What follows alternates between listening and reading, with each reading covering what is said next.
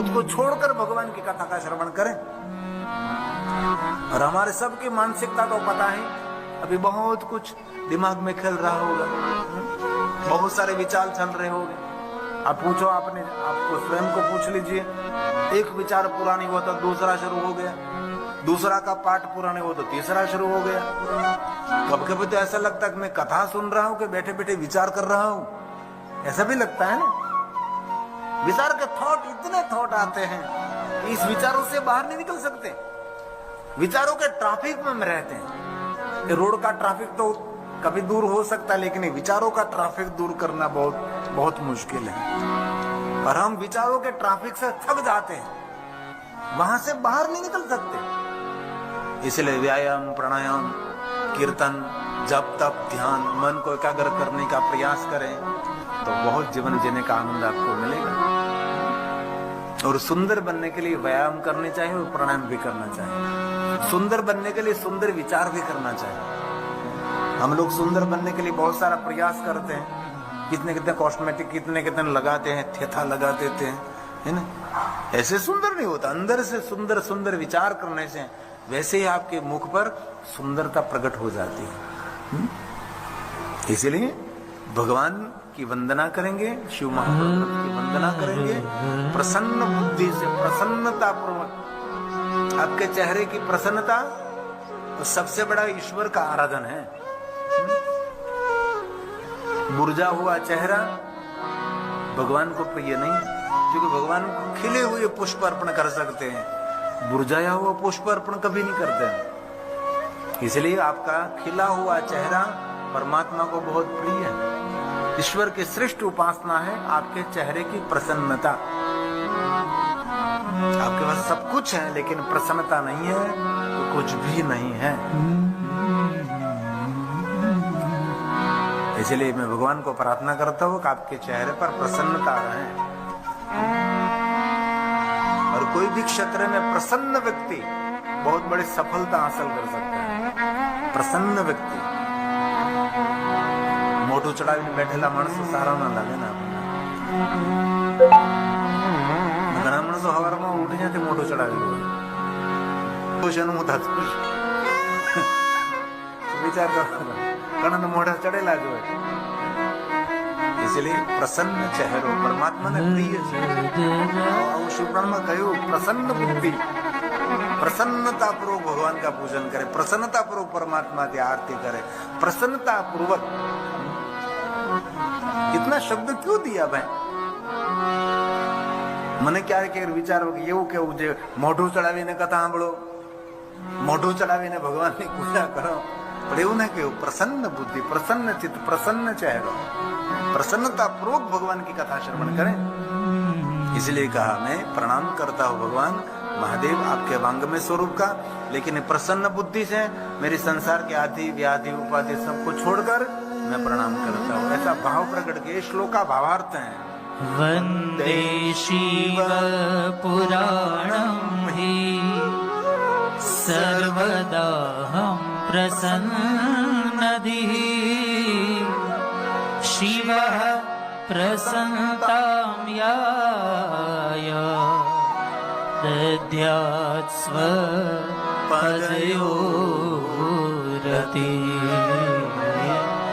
दद्यात् स्वपदयोरति। मेरा मन मेरा चित्त आपके चरणों में समर्पित करते हुए मेरी प्रसन्न बुद्धि से आपका वांग में स्वरूप शिव महापण भगवान को मैं प्रणाम करता हूँ। ऐसा भाव। अब कथा शुरू हो रही है। 2 घंटे से कह रहा हूँ कथा ही थी वो, ऐसा नहीं, लेकिन धीरे धीरे कथा का द्वार खुलता है ना। धीरे धीरे धीरे कहीं मंदिर में जाना है तो क्या करेंगे, पहली सीढ़ी पर पैर रखेंगे, दूसरी सीढ़ी पर पैर रखेंगे, है ना। बाद में धीरे धीरे मंदिर का द्वार आएगा और मंदिर के द्वार के बाद मंदिर के द्वार खुलेंगे और प्रभु का दर्शन होता है। वैसे कथा का भी ऐसा है। तो जहाँ गंगा यमुना और माता सरस्वती विराजमान है, वहाँ बहुत सारे ऋषि मुनियों ने दीर्घकाल तक चलने वाला बहुत बड़ा यज्ञ का आयोजन किया था। और सभी यज्ञ में ऋषि मुनि उपस्थित थे। सभी ऋषि मुनियों के दर्शन के लिए सूतपुरा जी वहां पधारे थे। कथा कहने के लिए नहीं आए थे, लेकिन वैसे ही सब महात्माओं का मुझे दर्शन मिला।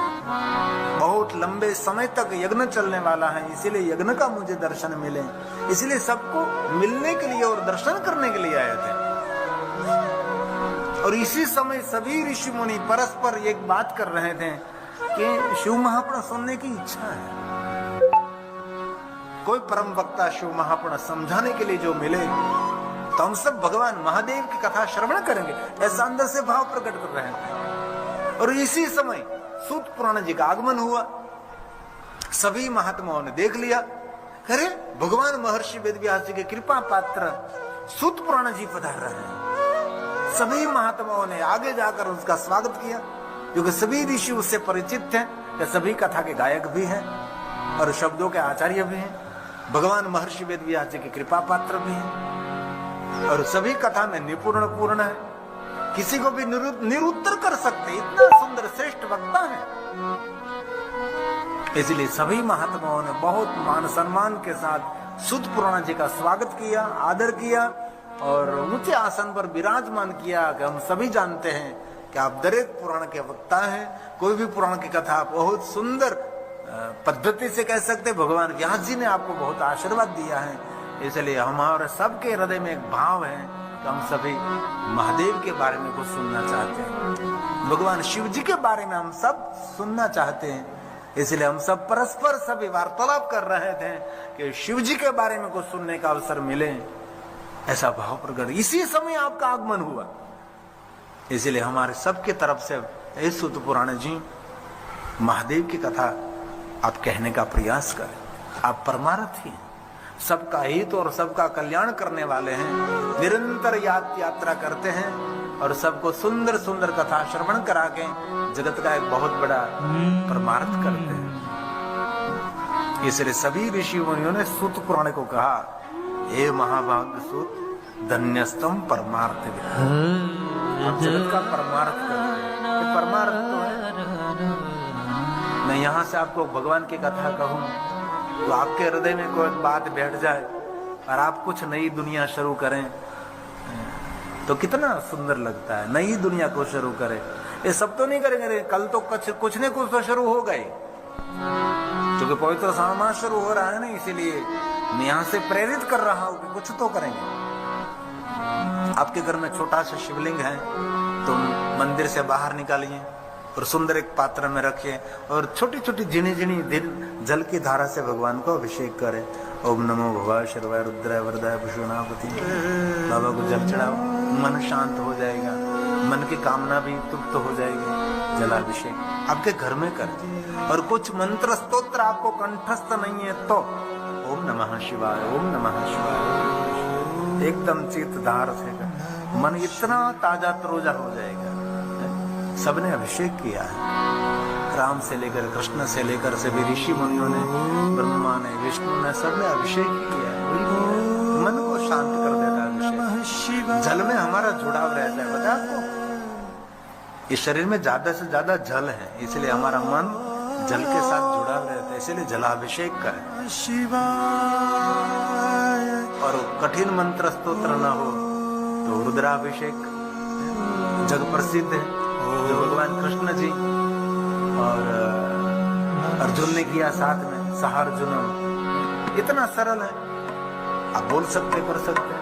ओम नमो भवाय शर्वाय रुद्राय वरदाय च पशूनां पतये नित्यं उग्राय च कपर्दिने महादेवाय भीमा त्र्यंबकाय शिवाय च ईशानाय मखगनाय नमस्ते मखघातिने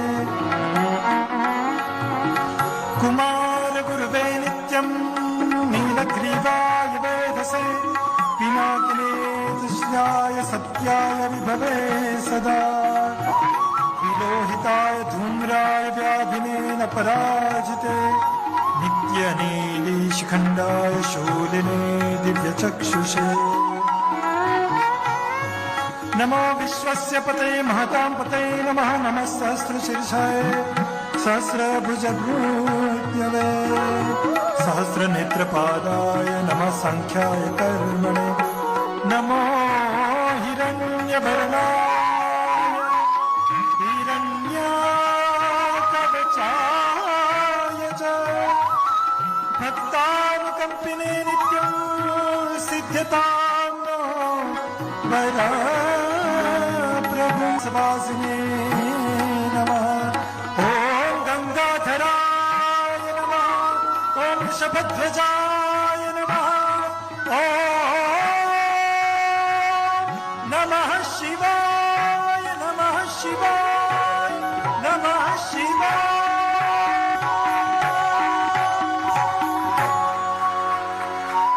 ऐसे भगवान महादेव के जलाभिषेक कोई भी मंत्रोस्त्र कंठस्थ नहीं है।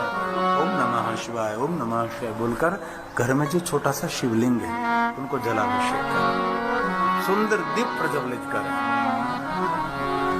कल से कुछ न कुछ नया प्रारंभ करेंगे।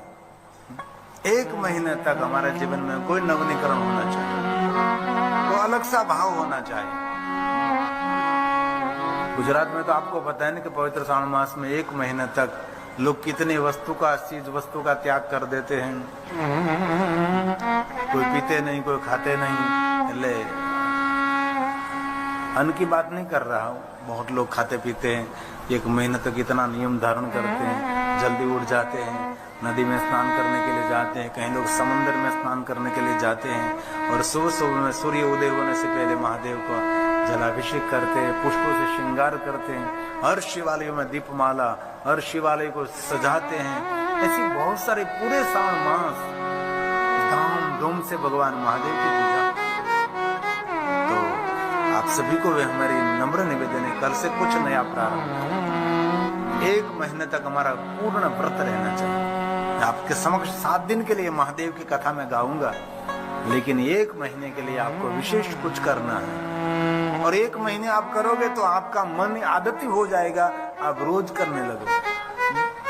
ऐसा नहीं कहोगे चलो महीना पूरा हो गया अब कुछ नहीं, ऐसा नहीं, रोज शुरू हो जाएगा। इसलिए सभी ऋषि मुनियों ने सुत पुराण के सामने भाव प्रकट किया, जिज्ञासा व्यक्त की है, सुत जी का संबोधन किया और महाभाग्यवान कहा। जो कथा कहने वाले सुत पुराण जी हैं उसको कहा आप भाग्यवान नहीं है, आप महाभाग्यवान हैं। क्यों महाभाग्यवान? क्योंकि आप महादेव की कथा सुनाने वाले हैं, इसलिए महाभाग्यवान। इसलिए आइए सुनिए भाव से, मैं शिव महापुर कथा का प्रारंभ करता हूँ।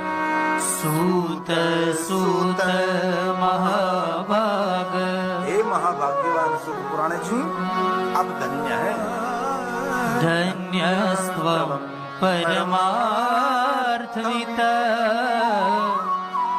अद्भुतेयं कथा दिव्या श्राविता कृपया हि नः।